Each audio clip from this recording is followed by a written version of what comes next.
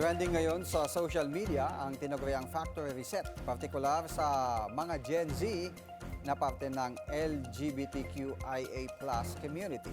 Ano nga ba ito? Alamin sa Politico Update ni Ian Maghano. Dahil tinamaan ng pana ni Cupido, bit-bit ng PUP Communication Research student na si Colette ang munting bouquet na ito para ialay sa kanyang girlfriend. Advance Happy Valentine's Day celebration na anyo ito para sa kanyang minamahal. Posible raw kasi na pareho silang may klase ngayong Feb 14, araw ng mga puso. Acts of gift-giving ang love language ni Colette para maiparamdam ang kanyang love and affection sa kanyang karelasyon. Kaya kanyang sinorpresa ang kanyang GF pagkatapos ng klase. Thank you so much. I love you. Thank you. Okay naman. Mahal na mahal ko po yan. Love you so much.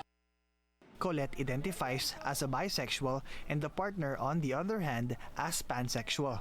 They are Gen Zs belonging to LGBTQIA+ community. Sa gitna ng inclusivity ng mga relasyong tulad kay Colette at Chrissy, nauuso naman sa social media ang kung tawagin ay factory reset. Ang factory reset ay ang konsepto kung saan sinasabing ang mga kasali sa LGBTQIA+ community ay maaring ayusin at maibalik sa dating default setting bilang straight base sa kanilang assigned biological sexuality. Ang dahilan, ang kanila umanong kasalukuyang gender expression ay isa lamang phase sa kanilang buhay. Nagsimula ang factory reset bilang dark humor at online meme sa TikTok ukol sa major life changes ng tao hanggang sa maging laman na nga ito ng mga bangayan online. Ngayong araw, tuturuan ko kayo mag-reset ng tomboy. Siyempre, yung mga tomboy na nasa ano pa, parang mga generic tomboy, siguro hindi pa masyadong alam yung resetable pa.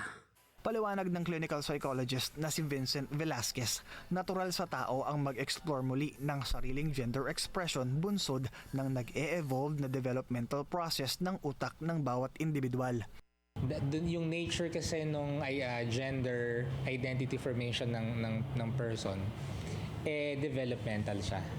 Tapos it's affected by many factors dun sa kanyang journey, sa kanyang environment. So malakas yung buy-in ng experiences niya So pwedeng itulak yung sistema niya pwede siya mag-gravitate into any gender identity somewhere along the way,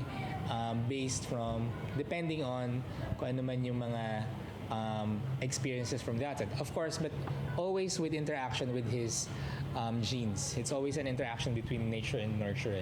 Pero ang problema sa trend na yan, kasama kasi sa criteria ng factory reset, ang paniniwalang kailangan muna umanong makipagrelasyon at makipagtalik ng miyembro ng LGBTQIA+ community sa isang straight na opposite sex upang tuluyang ma-factory reset.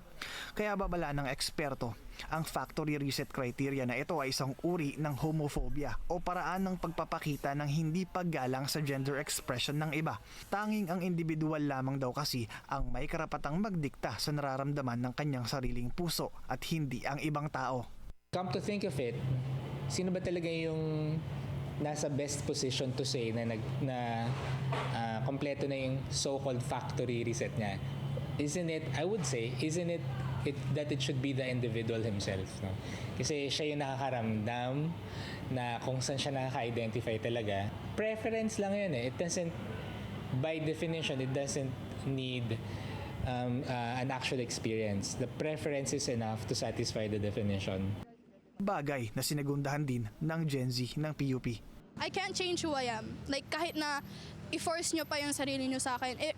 If you even, hindi ka mababago yung that I like women. Medyo insensitive po siya sa LGBTQIA+ community kasi hindi lang naman po face yung identity. So ngayon, tuloy lang ang mga inclusive Gen Zs ng PUP sa pagsunod sa tinitibok ng kanilang mga puso ngayong Valentine's Day. Love wins, ika nga. Dahil tulad daw ng nakararami sa atin, tao ring may puso ang mga nasa hanay ng LGBTQIA+ community na hindi kailangang maikumpara sa mga gamit para i-factory reset. Para sa Politico Nightly, Ian Maghanoy, Billionaire News Channel.